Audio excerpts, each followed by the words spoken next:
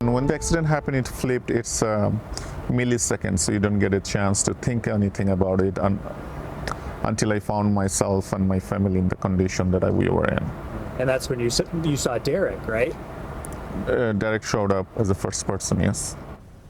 Tonight, a story you'll only see on 7, a survivor in the deadly thruway bus crash describing for the first time how it happened and how a good Samaritan likely saved his daughter's life. Good evening once again. That crash unfolding 1 week ago today. A tour bus traveling from Niagara Falls back to New York City overturned on the thruway near Pembroke. 5 people were killed, dozens more were injured, and we now have new details on what may have caused this crash from that survivor who says they saw the driver take his eyes off the road. But he's not the only voice you'll hear from tonight. We're also catching up with Direk Dantzler, who we first spoke with earlier this week. He is the Good Samaritan who saved a little girl's life. He told us Tuesday that he was right behind the bus when it crashed, jumping in to treat the girl's injuries until paramedics arrived. He told us he never got their names, but hoped to one day reconnect with the family. Well, that day came much sooner than expected. Tonight, recollection and reconnection. 7 News reporter Derek Hyde has the story. Until that incident, it was beautiful. A week later, and a New Jersey family still in shock. Shoaib, his wife, and their 3 young children took an M&Y tour bus from New York City to see Niagara Falls. While taking the thruway home, Shoaib tells me he was sitting in the front of the bus when he saw the bus driver take his eyes off the road. There is a water bottle, small water bottle, far behind him on the floor of the bus rolling, and he wanted to grab it from his driving position, not slowing down or anything.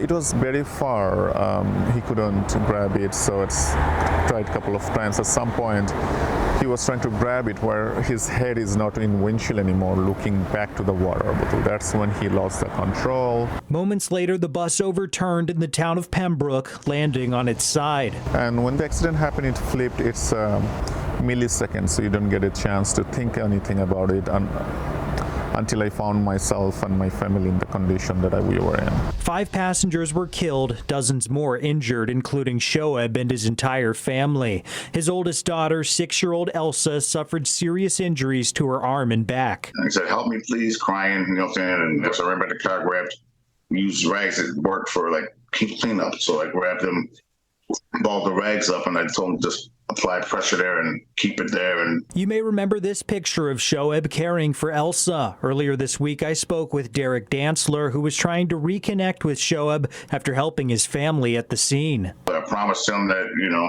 that his dog was going to be all right. And like he came like an angel. I feel like God sent him right away. Shoaib, his wife, and their 2 youngest children have all been released from the hospital. Elsa was flown to Oshai Children's Hospital and remains in serious condition. Her father says Dantzler is the reason why she's still alive. She had 2 surgeries, another going on right now, and expecting at least 1 more.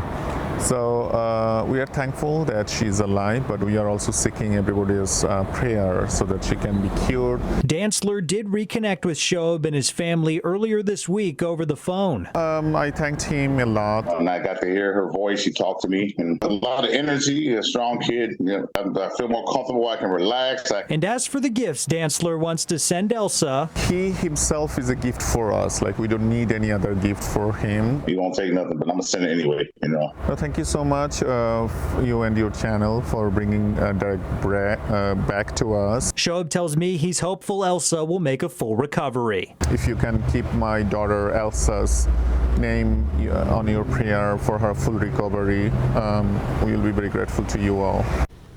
Yeah, and Jeff, Shoaib told me that Elsa just learned this summer how to swim and ride her bike without training wheels, and he's very hopeful that she'll be right back where she left off by this time next summer. So nice the 2 men could reunite for this, and of course we continue to wish Elsa and all of the survivors a full recovery. Our Derek Hyde, thank you for your reporting tonight.